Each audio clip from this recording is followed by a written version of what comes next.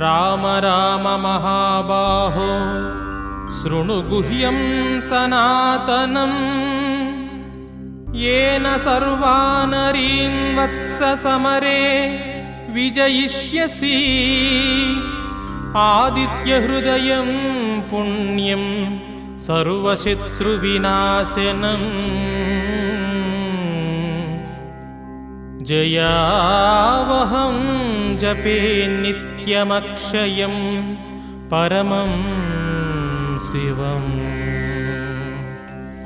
सर्वमङ्गलमाङ्गल्यं सर्वपापप्रणाशनं चित्ताशोकप्रशमनम्